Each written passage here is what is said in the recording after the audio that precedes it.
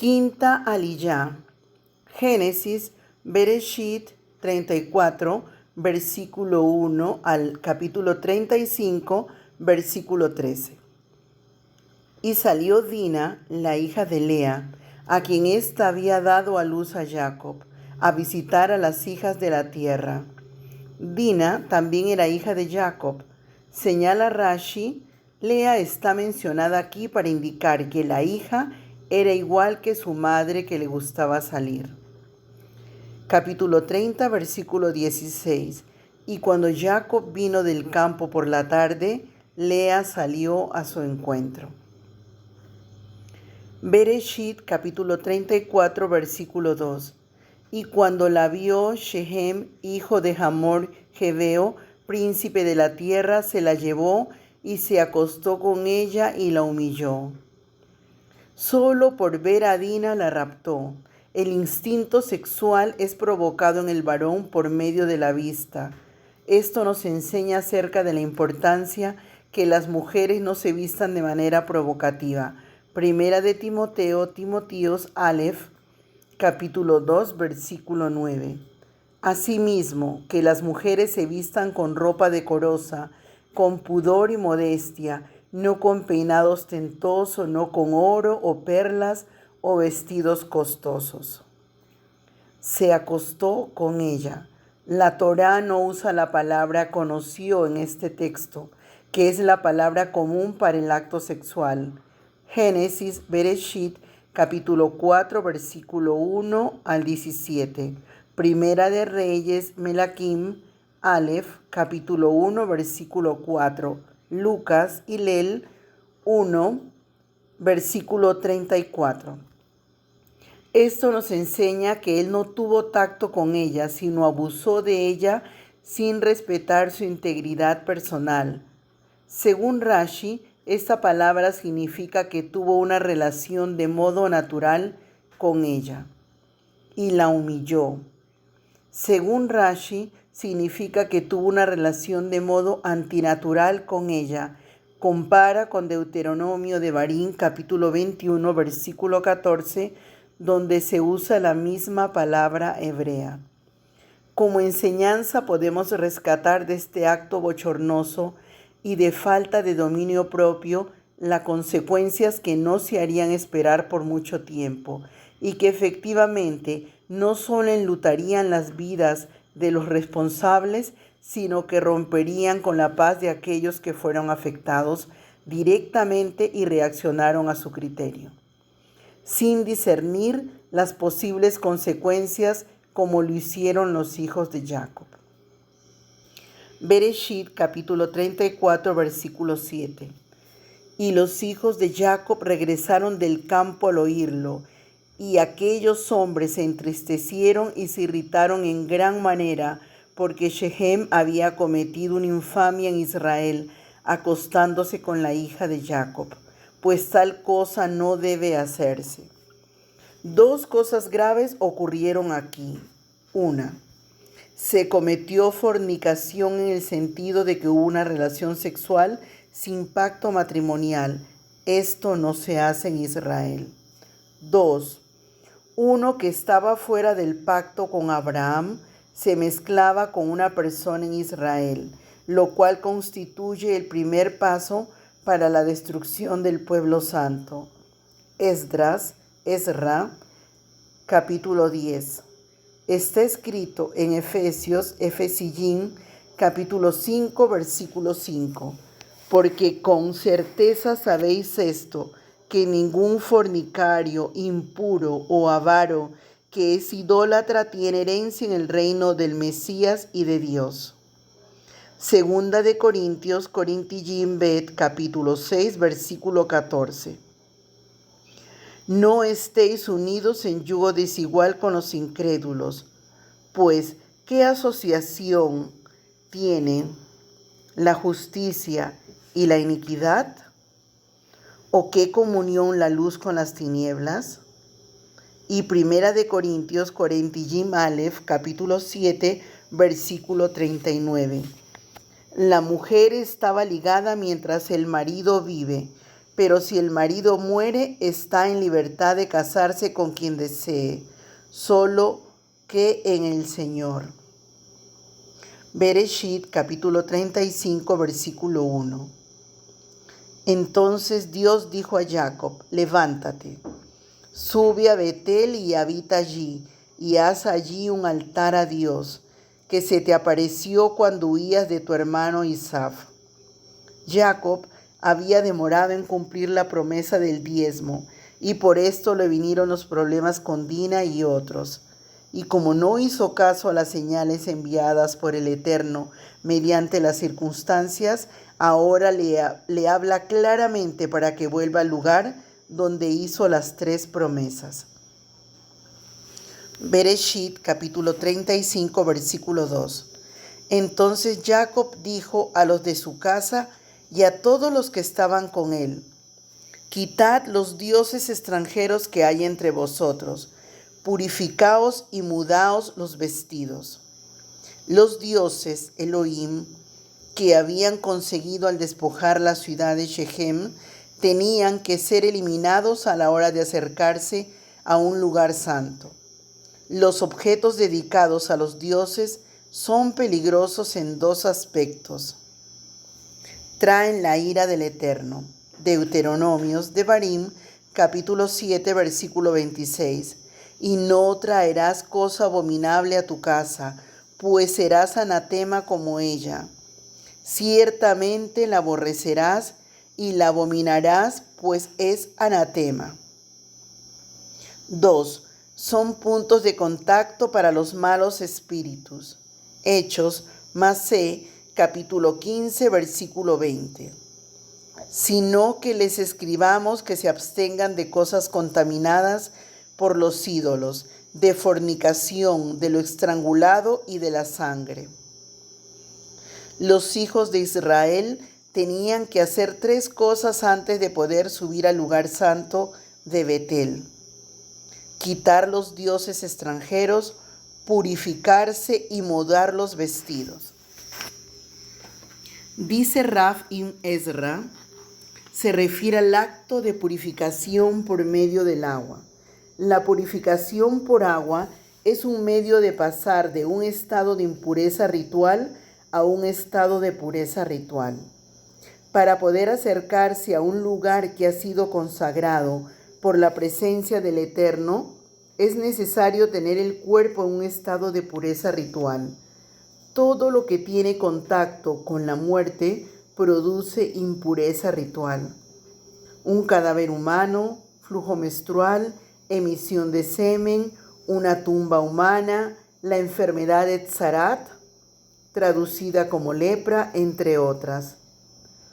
Una cisterna de agua que procede de una fuente natural, del cielo o de la tierra, puede servir como un baño ritual. Todo lo que entre en esa cisterna queda purificado. Levítico, Vaikra, capítulo 11, versículo 36. Sin embargo, una fuente y cisterna donde se recoge agua será limpia.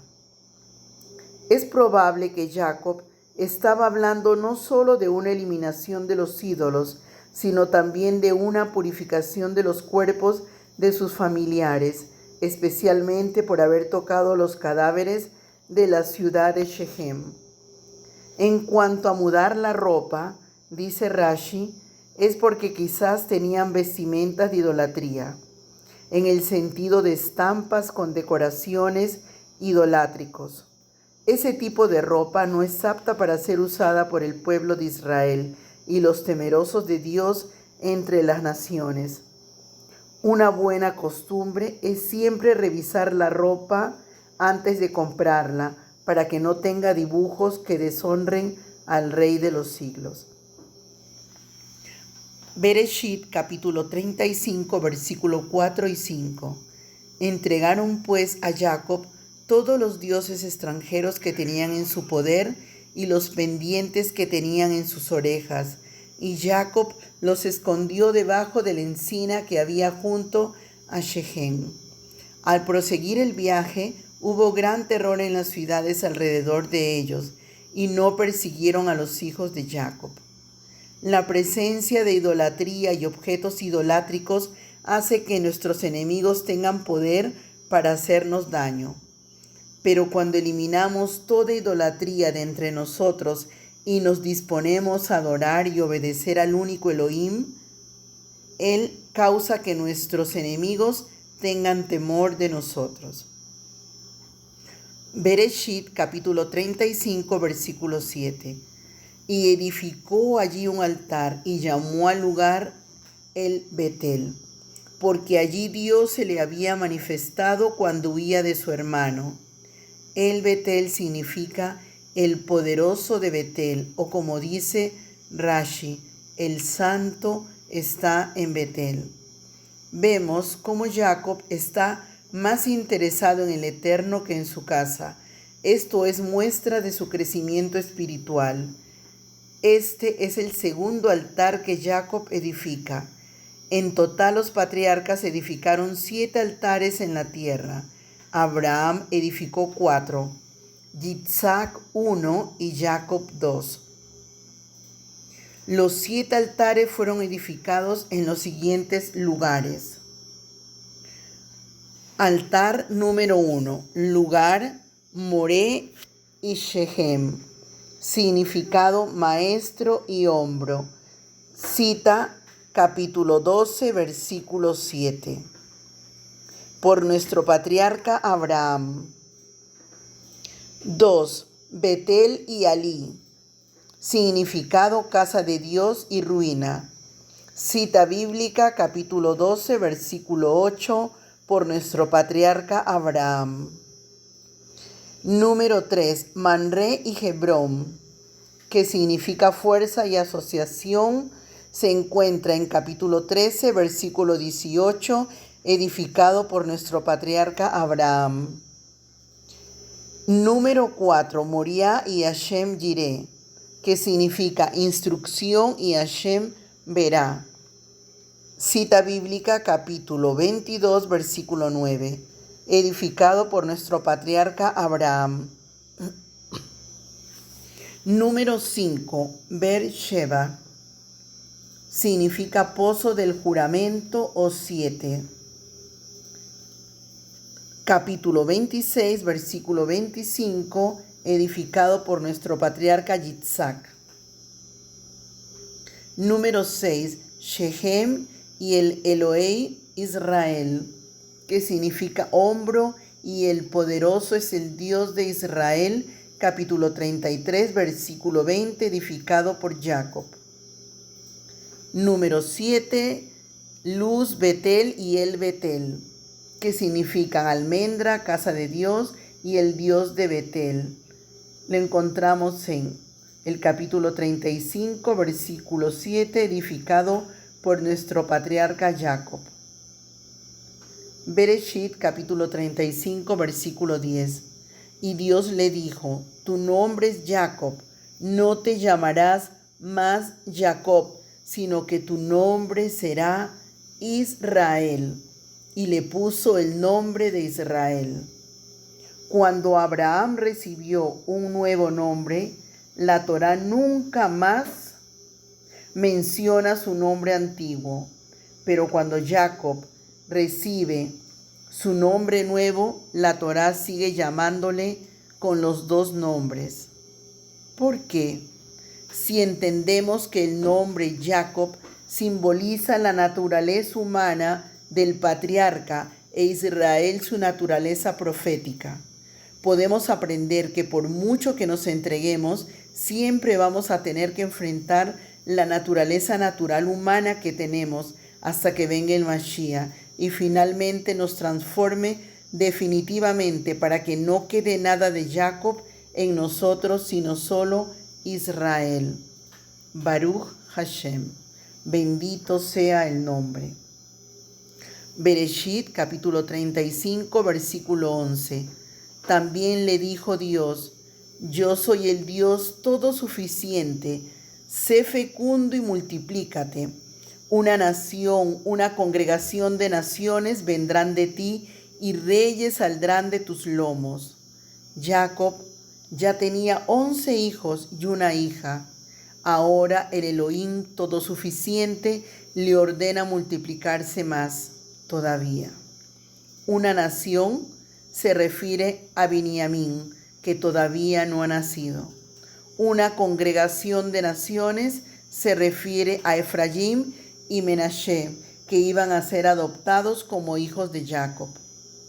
También podemos entender el texto en el sentido más profundo, diciendo que de Jacob iba a venir un pueblo, el pueblo Yehudí, y también una congregación de gentiles, puesto que la palabra usada aquí para naciones es Goyim, que también significa gentiles. La traducción de la Septuaginta dice sinagogas de naciones. Esto puede ser una referencia a todas aquellas congregaciones de los no Yehudim que mediante el mensaje cristiano se iban a formar en el mundo. Los que de entre ellos han recibido el espíritu del Mashiach son parte de Israel y descendientes de Abraham. Galatillim, capítulo 3, versículo 7. Por consiguiente, sabed que los que son de fe, estos son hijos de Abraham. Y también se habla de los descendientes de Jacob, representados por Efraín, que se han mezclado entre las naciones y ahora forman congregaciones cristianas. Ellas son el cumplimiento de esta profecía. Amén y amén.